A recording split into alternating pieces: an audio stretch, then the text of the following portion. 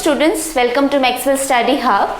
We have already completed explanation about autotrophic organisms, autotrophic mode of nutrition. In that we came to know about plants, about photosynthesis, about the how plant is producing their own food. And yes, at the end of that video I have concluded one line that we all are dependent on directly or indirectly on plants only. Actually plants come into the category of kingdom Plantae if I am not wrong. Okay तो हम सभी का जो herbivores हैं, carnivorous हैं या omnivorous है, they all are dependent on plants for their food. So now today we are going to talk about the second mode of nutrition, that is heterotrophs. Heterotrophs में क्या है, हम भी हैं, humans भी involved हैं, ये कैट भी और ये एक अमीबा भी. Amoeba is a unicellular organism, मतलब एक ही सेल है उसके पास और उसी सेल से उसे कंज्यूम भी करना है, उसी सेल से उसको एक्सक्रीट भी करना है, मतलब उसके लिए कोई स्पेशलाइज्ड टिश्यू नहीं है.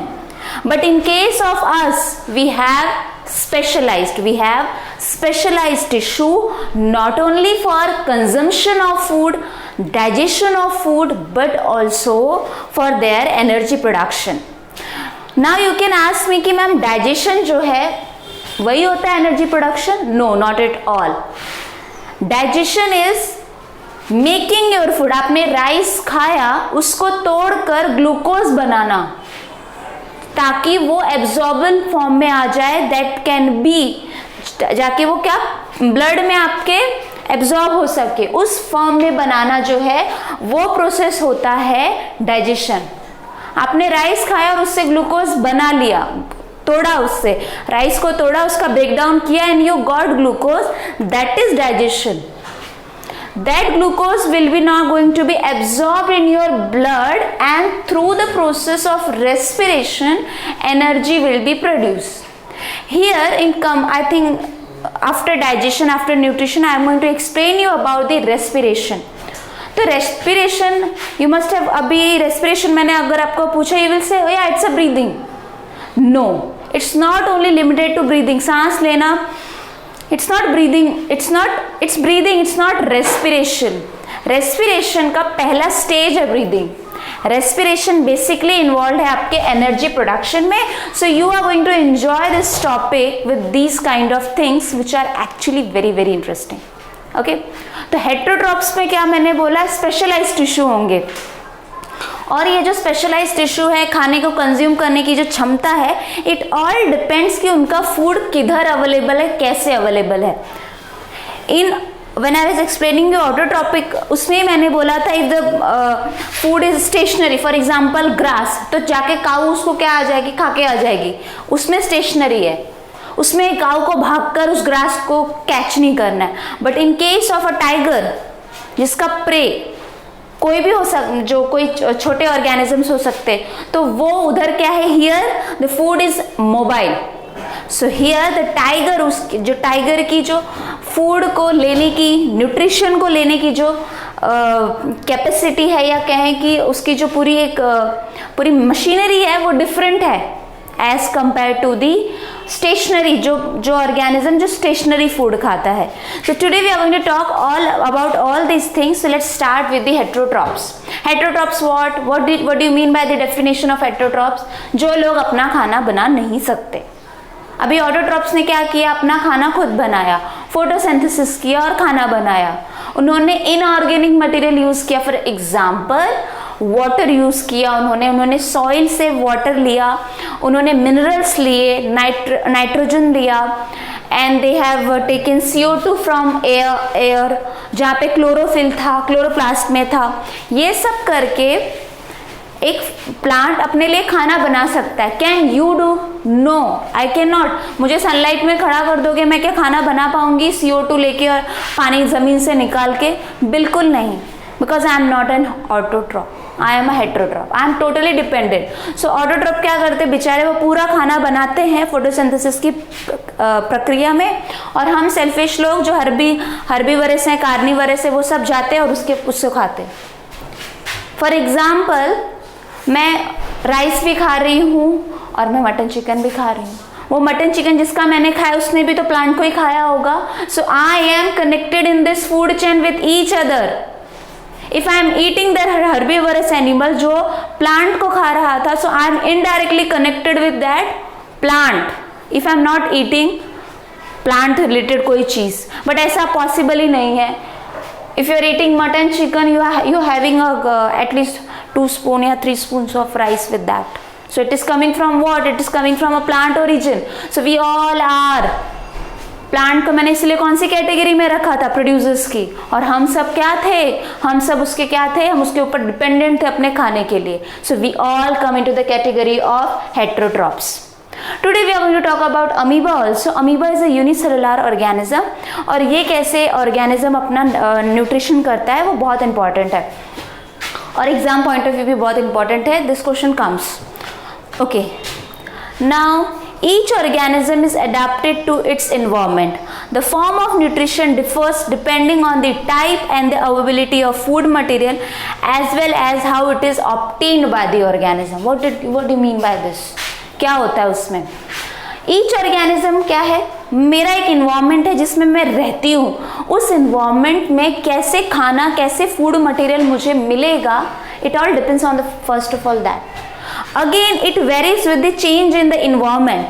जो आप समर में खाते हो विंटर में नहीं खा सकते. फॉर एग्जाम्पल आइसक्रीम गर्मियों में अच्छी लगती है, ठंडी में खा सकते हो. या सब adventure people can do that also, but हर बार नहीं.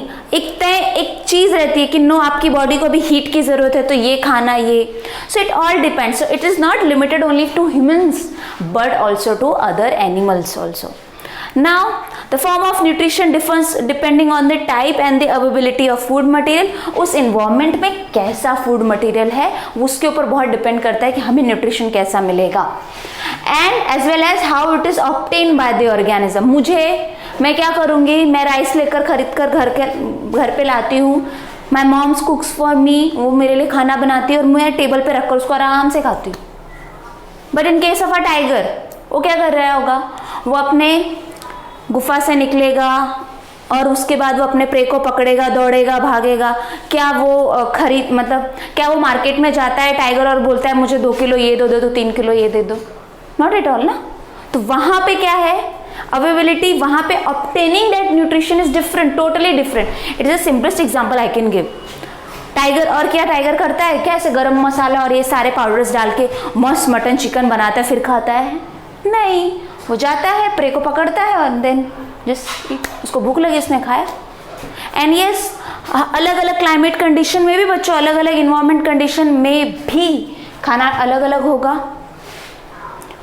तो यहाँ पे type of obtaining that nutrition is totally different.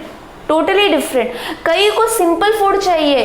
क्यों सिंपल फूड चाहिए होगा? क्योंकि उनके पास स्पेशलाइज्ड टिश्यू नहीं है उनको उसको डाइजेस्ट करने के लिए. सो इट ऑल डिपेंड्स ऑन मेरे ऊपर भी रहता है कि something which I can not digest, I can not eat. Okay, so let's move ahead. So these are the three different examples which I have given you. In this case amoeba, this cat is trying to eat from the table, and the third, the sincere boy is sitting and he's trying to having his lunch. Okay, just wait.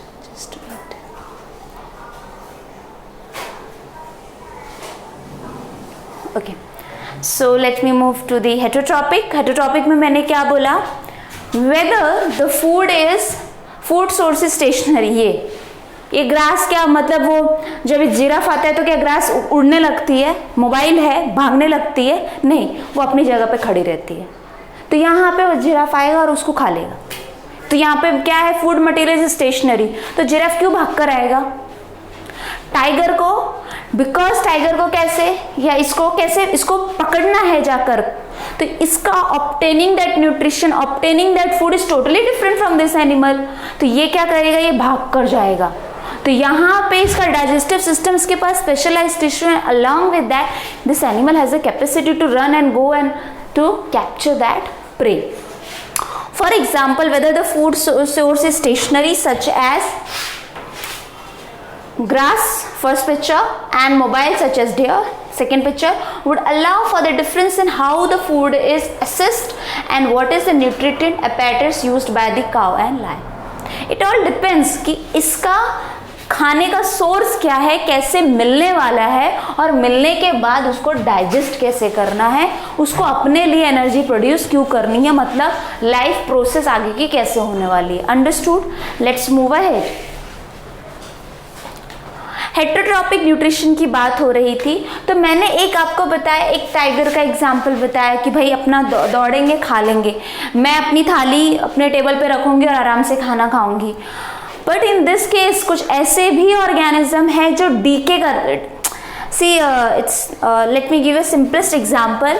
In accident ऐसे road accident, road में कभी देखो कभी बार accident हो जाता है और कुत्ता या जो डॉग है उसकी डेथ हो गई. I know it's bad, but you have to understand. Or any cat also you can take, or a simple rat. जो आपको कुछ दिनों तक वो आपको दिखेगा वहाँ पे. ये रैट का, फॉरगेट अबाउट दैट डॉगी. एक रैट आपको वो रोड पे मरा हुआ दिखेगा अनटिल अनलेस उसको कोई हटाए नहीं. थोड़े दिनों बाद उस पर क्या होता है बच्चों, उस पर डीके होना उसका स्टार्ट हो जाता है, उसका डीकम्पोजिशन चालू हो जाता है. तो कुछ ऑर्गेनिज्म जो ऐसे डेड मटेरियल पे सरवाइव करते हैं वो भी हेटरोट्रॉप्स की कैटेगरी में आते हैं.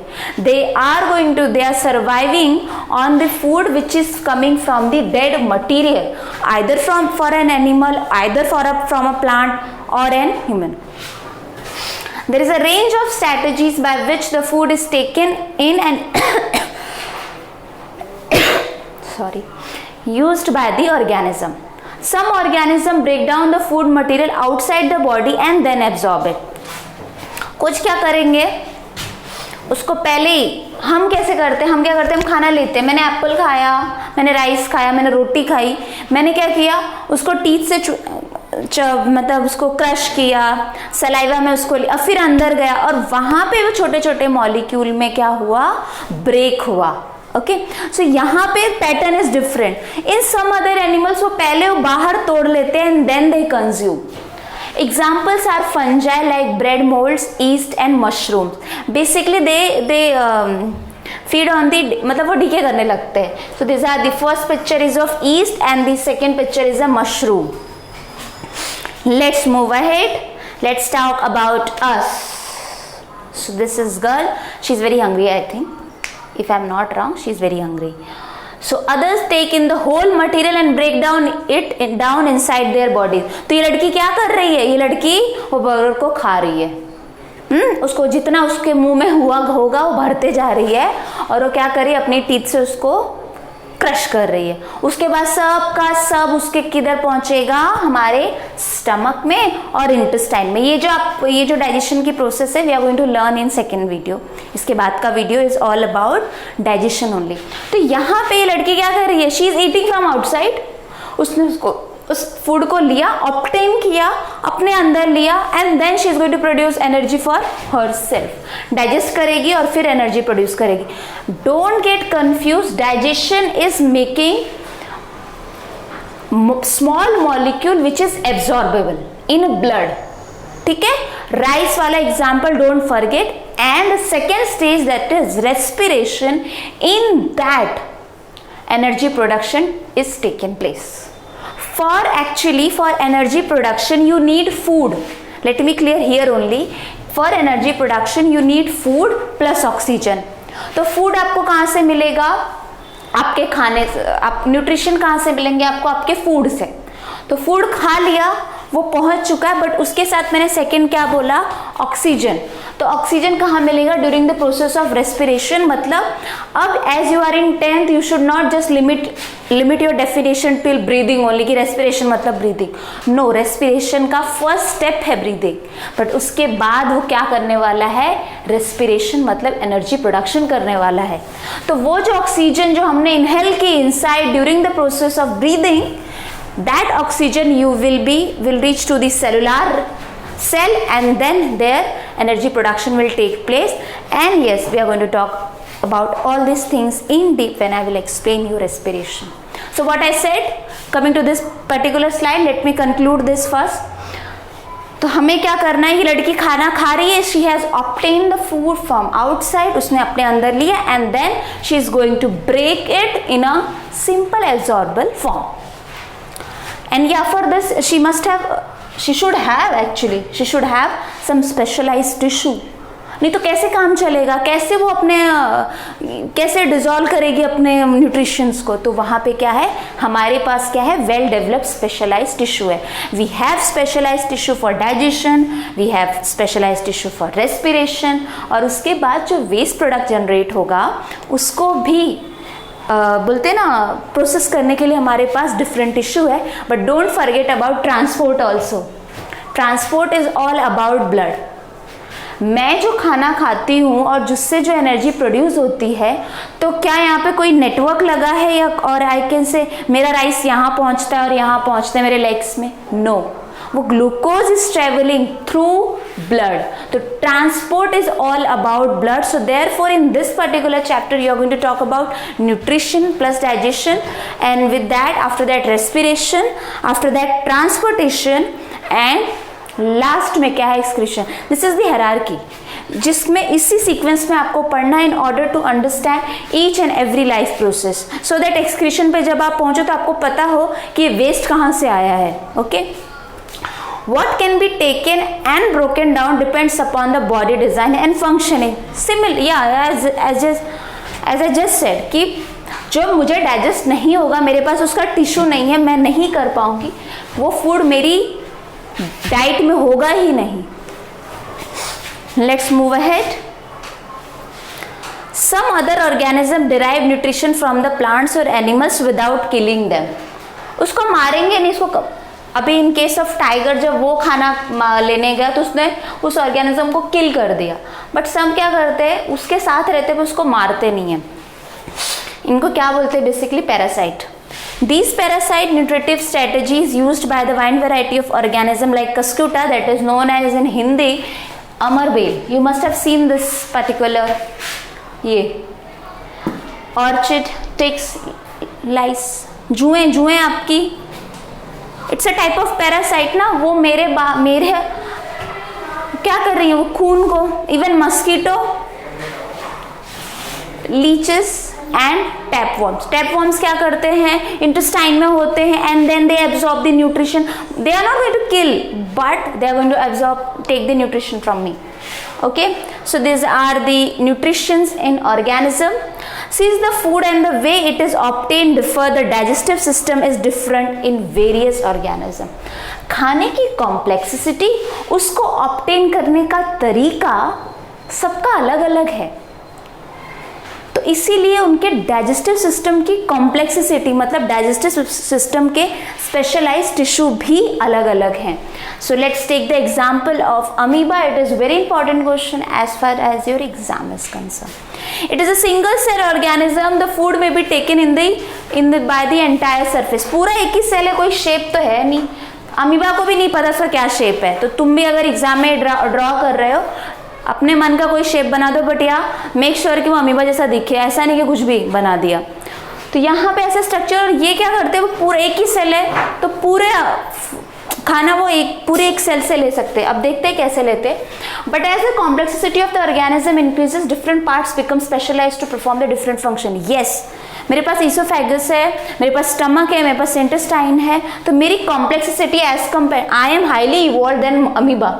आई am a well developed human system, मेरा ऑर्गन सिस्टम इतना अच्छा है, तो यस मेरे पास स्पेशलाइज्ड टिश्यू है. For example, amoeba takes in the food using temporary finger like extension of the cell surface which fuses over the food particle performing a food vacuole. So what it, ये देखो red वाला food particle है. If you have open your textbook you can see in your book also. So यहाँ पे ऐसे zoom करके या ऐसे बार बार देखने की जरूरत नहीं पड़ेगी. तो ये क्या है, अमीबा, ये है फूड. इसने क्या बनाया, pseudopodia, extension, finger like structure बनाया. So food is kept here. So just imagine I am an amoeba, तो मैं पहले ऐसे घेरा बना लूंगी उसके आगे. तो this is something called as food vacuole. उसके बाद मैंने उसको अंदर लिया और उसके बाद पूरा अंदर. Inside the food vacuole, complex substances are broken down into simple ones, which then diffuses into the cytoplasm. The remaining undigested material move to the surface of the cell and then throughout. This is a simple diffusion. Simple diffusion मतलब क्या, पूरी body ही contact में है moisture के, पानी के, पूरी body, तो वहां से एक्सक्रीशन उनके में in this kind of organism simple diffusion हो सकता है, बट इन आवर केस नहीं. We are not in totally contact with the water surface, नहीं है, हमारा स्ट्रक्चर इनसे बहुत अलग है. एंड यू नो, ये जो खाना ले रहा था अमीबा ऐसे फूड वैक्यूल बना के with the help of pseudopodia, that is known as phagocytosis, phagocytosis. Now the another example, again unicellular organism, that is Paramecium. Paramecium, which is also a unicellular organism. The cell has a definite shape and food is taken at the specific spot. So यहाँ पे unicellular भले है, but as compared to amoeba, इसके पास क्या हो गया, एक shape है और फूड उसी स्पॉट से ही लिया जाएगा.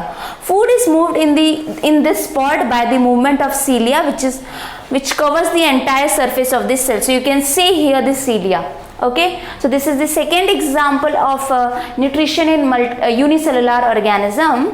So this is done for today. ये इतना ही वीडियो में है. नेक्स्ट वीडियो भी हम हेटरोट्रॉप्स के बारे में बात करेंगे, but very specific with the humans. So eat healthy and stay healthy. नाटक नहीं करो ऐसे. अगर फैमिली वाले को अच्छा मम्मी खाना कुछ खिलाती है तो don't, because you have to balance your diet, because next video we are going to discuss all about nutrition. So next video will start with the human alimentary canal. Okay, so thank you.